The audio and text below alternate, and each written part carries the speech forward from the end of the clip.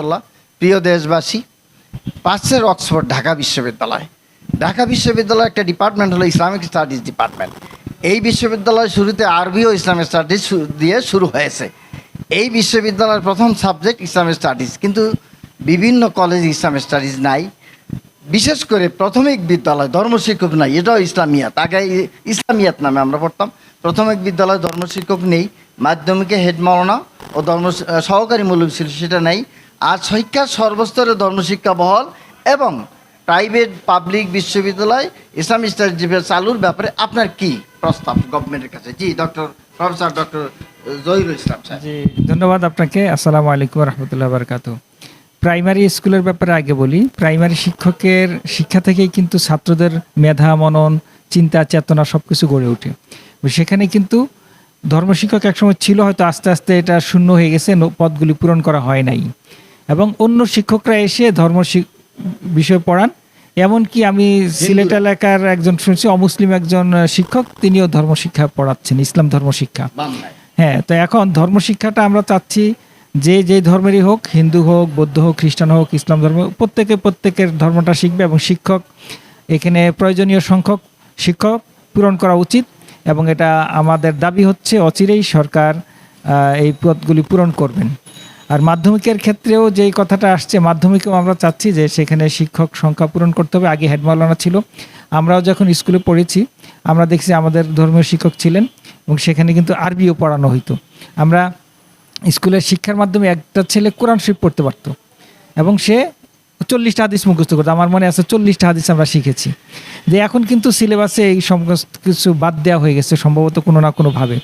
এগুলি পুনর্বহাল করা উচিত এবং শিক্ষক যেখানে যেখানে নাই সেই হেড মৌলবী এবং ধর্মীয় শিক্ষক সেটা পূরণ করা উচিত। আর এরপরে আসি যে উচ্চ মাধ্যমিকে কিন্তু বিগত আরও বেশ কয়েক বছর আগেই কিন্তু ইসলাম ধর্মীয় শিক্ষাটা আবশ্যিক ছিল। পরবর্তীতে এই আবশ্যিক বিষয় থেকে এটাকে ঐচ্ছিকে স্থানান্তর করা হয়েছে যাতে কেউ না নিতে হয়।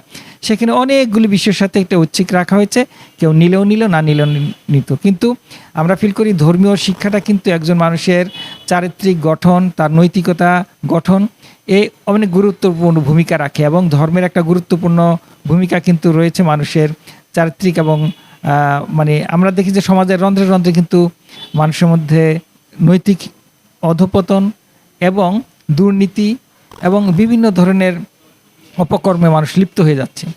কিন্তু এইটা কিন্তু একটা শিক্ষার অভাব। কিন্তু পারিবারিকভাবে যদি শিক্ষা না পেয়ে থাকে তাহলে প্রতিষ্ঠানই হচ্ছে তার একমাত্র ভরসা। এখন প্রাতিষ্ঠানিকভাবে যদি আমরা এটাকে বাদ দিয়ে দেই তাহলে কিন্তু তারা নৈতিকতা মুক্ত এবং সে ধর্মহীন হয়ে একজন শিক্ষিত ব্যক্তি হচ্ছেন। পরবর্তীতে তারা বিভিন্ন ক্ষেত্রে দেখা যায় জবাবদিহিতা এবং নৈতিকতার ক্ষেত্রে তাদের আমরা পদস্খলন দেখতে পাই। এই জন্য আমি মনে করি যে এটা খুবই গুরুত্বপূর্ণ এবং উচ্চ মাধ্যমিকে এটা আবশ্যিক বিষয় হিসেবে অবশ্যই অন্তর্ভুক্ত করা উচিত। এবং বিগত আওয়ামী লীগ সরকারের কথা বলতে তারা কিন্তু বিগত 16-17 বছর পর্যন্ত ধর্মশিক্ষাকে সংকুচিত করেছেন। কোনো বিশ্ববিদ্যালয়ে সাবজেক্ট খুলতে দেন নাই, খোলা হয় নাই, কোনো কলেজে খোলা হয় নাই, কোনো সরকারি কলেজেও না, বেসরকারি কলেজেও না। এবং কলেজ থেকে যখন আবেদনগুলি করা হয়েছে তারা আবেদনগুলি রিজেক্ট করে দিয়েছেন, কাউকে খুলতে দেন নাই। এবং সুতরাং এখন এই যে অবস্থার পরিবর্তনের ফলে আমরা জুলাই বিপ্লবের পরে আমাদের দাবি হচ্ছে যে ইসলামিক শিক্ষা বিষয়টাকে কলেজগুলোতে আবশ্যিক হিসাবে অন্তর্ভুক্ত করা এবং যে সমস্ত কলেজে এই বিষয় নাই সেখানে সেই কলেজগুলো খোলা এবং যে সমস্ত পাবলিক বিশ্ববিদ্যালয়েও এই বিষয়গুলি খোলা হয় না ইতিপূর্বে সেই সাবজেক্ট ইসলামিক শিক্ষা বিষয়টা খোলা এবং এটার যাতে আর সংকুচিত অবস্থায় না থাকে সেটার পরিপূর্ণভাবে আমরা সেই সরকারের কাছে আমরা দাবি জানাচ্ছি। আপনাকে ধন্যবাদ। জি।